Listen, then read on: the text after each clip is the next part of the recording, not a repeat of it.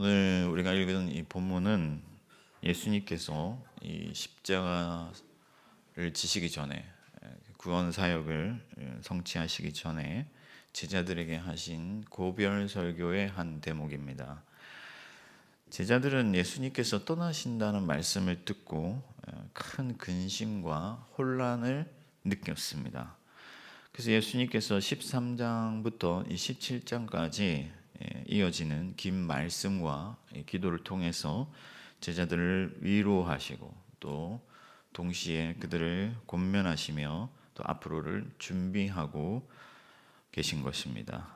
예수님께서 우리가 쭉 그동안 살펴봤는데 제자들의 발을 씻기시면서 몸소 본을 보이시면서 예수님의 그 구원 사역의 본질이 무엇인지를 가르쳐 주시고 또 마음에 근심하지 말고 나를 믿으라 하시면서 용기도 주시고 또 포도나무 비유를 통해서 예수 그리스도와 연합하는 것, 예수 그리스도와 하나가 되는 것이 얼마나 중요한 일인지를 차례대로 알려주셨고 오늘 본문에 이르러서는 이제 예수님께서 떠나가신 뒤에 어떤 일이 일어날 것인지 그리고 하나님께서 어떻게 그들을 도우실 것인지를 실제적으로 말씀하고 계시는 거예요.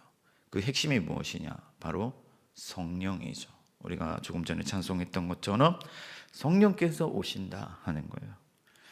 먼저 예수님께서는 제자들에게 앞으로 닥칠 위기에 대해서 말씀하십니다. 그동안은 이 말씀을 하지 않으셨어요. 왜 하지 않으셨느냐? 예수님께서 그들을 보호하고 계셨기 때문에 그들을 악으로부터 보호하시고 또 여러 가지 어떤 기적을 일으키시면서 그들을 붙들어 주고 계셨기 때문에 그동안 그 말씀을 하지 않으셨습니다. 그들은 예수님과 함께 있는 시간을 오롯이 누려야 됐어요. 그래서 제자들에게 말씀하지 않으셨지만 이제 떠나실 때가 되셔서 이제는 상황이 바뀌었기 때문에 그들이 겪게 될 현실을 분명하게 말씀하고 계신 것이죠. 그들은 어떻게 될 것이냐? 우선 사회 구성원에서 철저히 배제될 거예요. 출교를 당한다. 그러니까 유대 사회에서 출교당한다는 것은 모든 사회의 어떤 지위와 또 명예와 또 관계를 박탈당하는 거예요. 그야말로 인생의 왕따를 당하는 거죠. 우리 한국 사회도 초창기에 그 제사 드리는 문화가 있었잖아요. 유교 문화가 강하니까. 근데 예수를 믿으면 그때는 이제 시종 마을 같은 게 있었잖아요. 그죠? 같은 이제 가문이 모여 사는.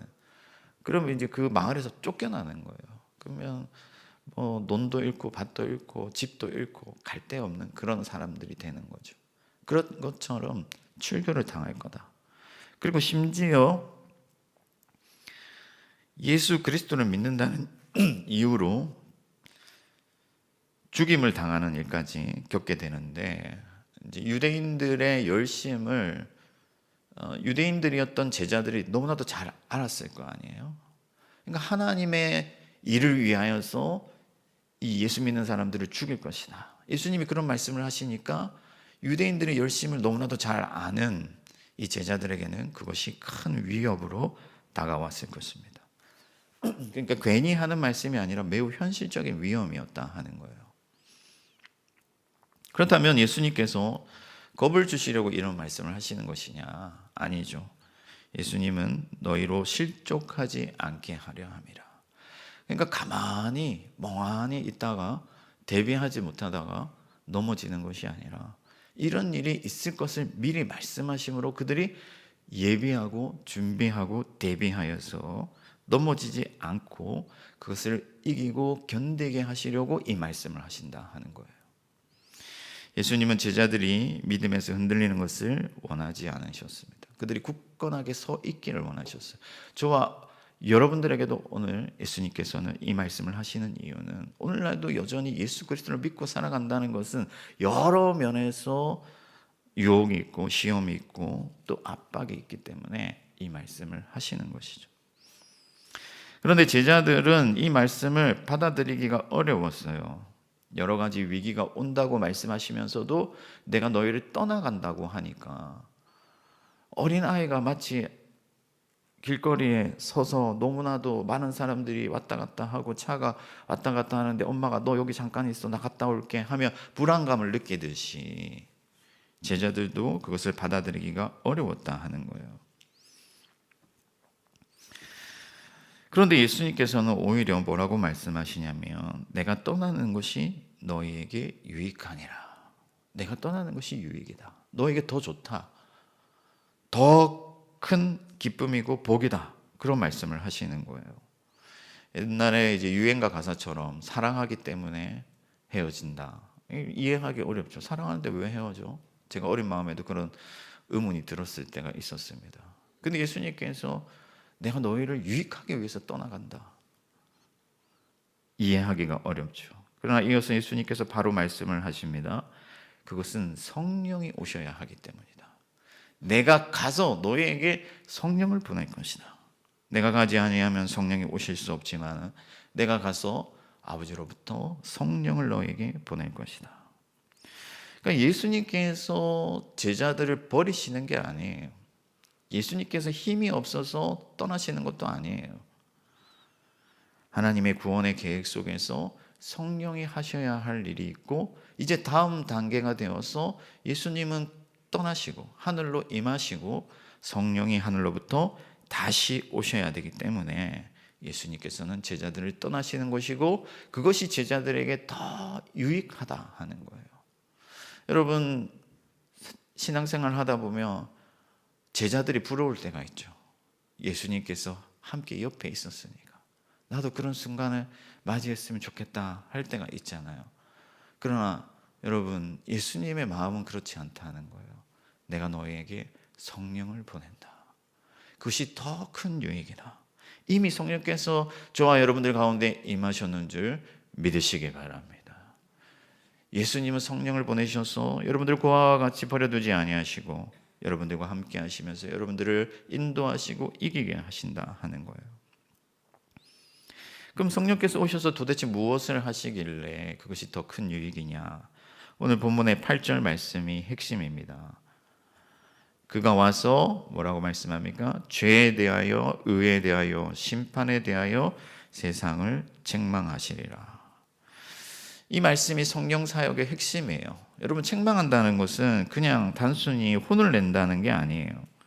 그것은 약간의 변증의 의미가 함께 담겨 있습니다. 그러니까 무엇이 옳고 무엇이 틀렸는지를 알게 하신다 하는 거예요. 그래서 옳은 길로 나오게 하신다 하는 거죠. 성령께서는 이 세상이 틀렸고 잘못되었고 예수 그리스도께서 옳고 그분의 말씀이 진리인 것을 드러내신다 하는 거예요. 그래서 죄에 대하여라는 것은 이제 뒤에 예수님께서 설명을 하시는데 이것은 도덕적인 그런 잘못만을 말하는 것이 아니라 죄의 근본에 대하여 이야기하는 것인데 예수님을 믿지 않았다. 그러니까 불신앙이 죄의 근본이다 하는 거예요. 하나님을 믿지 아니한 것. 그러니까 예수 그리스도를 믿지 않는 것이 죄의 본질인 것을 드러내셔서 예수 그리스도를 믿는 믿음의 자리로 나오게 하신다 하는 거죠. 그리고 의에 대하여라고 말씀을 하시는데 이 말씀은 좀 이해하기가 어려워요. 내가 의에 대하여라고 말씀하시는 것은 내가 아버지께로 가서 너희가 나를 이제 보지 못함이라 이렇게 얘기를 하는데 하나님의 의와 예수 그리스도가 아버지께로 가는 것이 무엇이 상관이 있느냐? 이것은 주님의 죽으심과 부활과 승천에 대한 말씀이죠. 그러니까 그리스도께서 완전히 우리의 구속을 이루시고 하나님께로 돌아가셔서 하나님의 의를 얻으실 것을 말씀하시는 거예요. 그러니까 의에 대하여라는 것은 우리가 세상 살아갈 동안에 각자의 의의 기준이 있습니다. 이것이 옳다, 이것이 바르다, 이것이 선하다.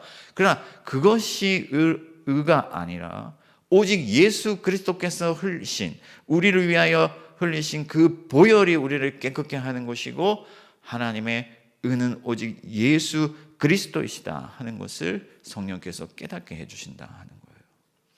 여러분 우리가 살아가면서 나름 잘 산다, 또 내가 나름 수고한다, 내가 사람들로부터 뭔가 칭송받을 만하다 하는 것이 있다면은 다 그것을 배설물처럼 여기게 하시고 오직 예수 그리스도만이 나의 의가 되시도록 우리를 인도하시는 분이 바로 성령이시다 하는 거예요.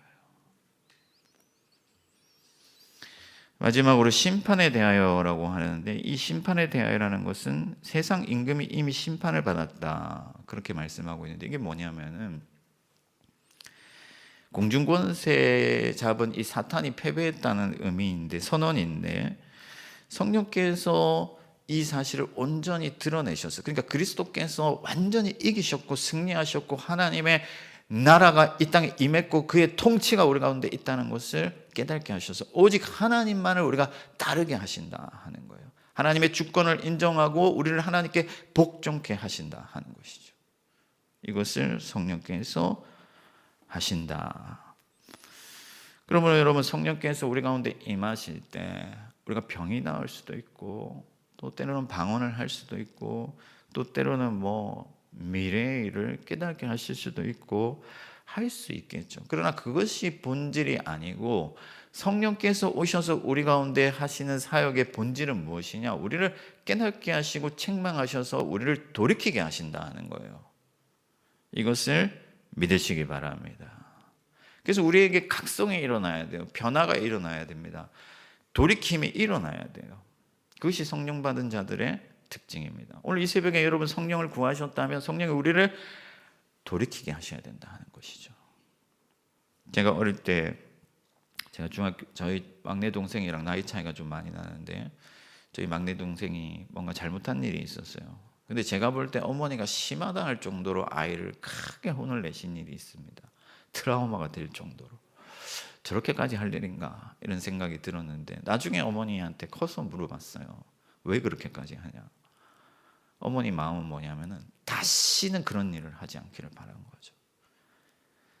인생에 있어서 이 아이가 절대적인 변화를 겪기를 바라신 거예요. 하나님께서 성령을 보내셔서 우리를 그렇게 만드신다 하는 거죠. 우리는 각자 교만하고 자기를 믿고 이 세상의 것들을 더 사랑하고 또 나름 자기 기준이 옳다고 생각하는 그런 죄인들인데, 세상의 권세를 두려워하고 돈을 두려워하고 직장 상사를 두려워하고 먹고 사는 문제를 두려워하면서 살아가는 존재들인데, 성령께서 오셔서 우리를 깨우치셔서 오직 예수 그리스도를 나의 구주로 믿게 하시고, 오직 예수만이 나의 의인 것을 인정하고 그분을 따르게 하시고 하나님의 통치 안에 살게 하여 주신다 하는 것입니다. 그러므로 여러분, 오늘 이 새벽에도 성령을 구하시고 하나님께서 전적으로 여러분들을 돌이키실 때 온전히 하나님께로 여러분들의 인생의 방향을 턴하실 수 있는 저와 여러분들 되기를 축복합니다. 근데 여기서 끝나는 게 아니에요. 예수님께서 더 많은 것을 알려주고 싶었어요. 예수님께서 이 땅에 오신 목적은 생명을 주실 뿐만 아니라 풍성히 얻게 하려 하는 것이라고 하셨습니다. 그런데 아직은 제자들이 그것을 다 받아들일 수가 없어요. 예수님의 십자가 사역이 지나야 되고 성령이 오셔야 됩니다. 성령이 오셔서 하나님의 깊은 곳까지 우리를 인도해 주실 것이다.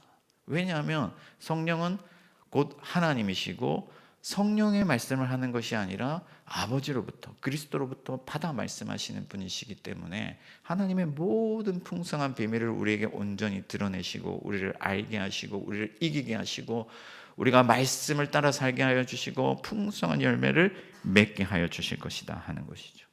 그래서 사도행전 1장 4절에 보면 예수님께서는 아버지의 약속하신 것을 기다리라. 약속하신 것이 뭐냐? 성령이다 하는 거예요. 여러분, 성령이 오시면 여러분들을 돌이키실 뿐만 아니라 여러분들의 완전한 교사가 되어주셔서 하나님의 크신 뜻을 알게 하여 주시고 하나님의 영광을 보게 하여 주시고 하나님의 나라를 발견하게 하여 주셔서 하나님을 더욱 갈망하고 더욱 사랑하고 더욱 의지하고 또 따르게 하셔서 이 땅에서 하나님의 풍성한 그 나라의 능력과 은혜를 경험하게 하시고 열매를 맺게 하여 주신다 하는 것입니다. 그러므로 여러분 단지 구원받았다는 것에 만족하지 마시고 날마다 성령께서 임하셔서 우리를 그 풍성한 곳으로 인도하여 주시기를 갈망하고 기도하고 그분의 크신 은혜를 크게 경험하는 저와 여러분들 되기를 축복합니다. 말씀을 정리하겠습니다. 여러분, 성령이 오셔서 우리를 책망하사 하나님께로 돌이키게 하실 뿐만 아니라 우리의 영혼을 구원하실 뿐만 아니라 우리를 진리 가운데 인도하셔서 열매 맺는 삶, 그분의 은혜를 깊이 경험하는 삶을 살게 하신다 하는 거예요. 이것은 마치 시냇가에 심은 나무가, 그러니까 성령께서 우리를 저 광야의 메마른 땅에 심겨 있는 이 나무를 뽑아다가 시냇가에 옮겨 심으셔서 그 생수를 날마다 맛보게 하여 주시고 때를 따라 계절을 따라 열매 맺는 그런 삶을 살게 하여 주신다 하는 거예요. 여러분, 예수님은 제자들을 두고 떠나시는 거예요. 예수님이 여러분 어머니가 자식을 사랑하는 것처럼 제자들을 사랑하시는데 제자들을 두고 떠나시는 것이 여러분 마음 편한 일은 아니죠. 그러나 불안해 하시지는 않으셨다. 왜? 성령이 오실 것이고 성령을 보내실 것이기 때문에. 여러분, 우리는 사도행전을 통해서 성령을 받은 제자들이 어떻게 변화되었는지를 너무나 잘 알고 있어요.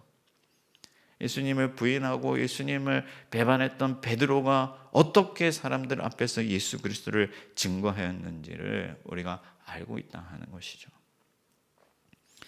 당장의 큰 환경의 변화가 없어도 심지어 우리의 인생이 잘 풀리지 않아도 낙심하지 마시기 바랍니다. 왜냐하면 우리 가운데 이미 성령이 임하셨기 때문에. 오늘 이 새벽에도 성령께서 여러분들의 영을 깨우시고 하나님의 깊은 곳으로 인도하여 주셔서 참된 평안과 기쁨과 은혜를 누리게 하실 줄 믿습니다. 이 새벽에 성령의 충만을 구하고 하나님의 큰 은혜를 누리는 저와 여러분들 되기를 주님의 이름으로 축원합니다. 하늘에 계신 우리 아버지,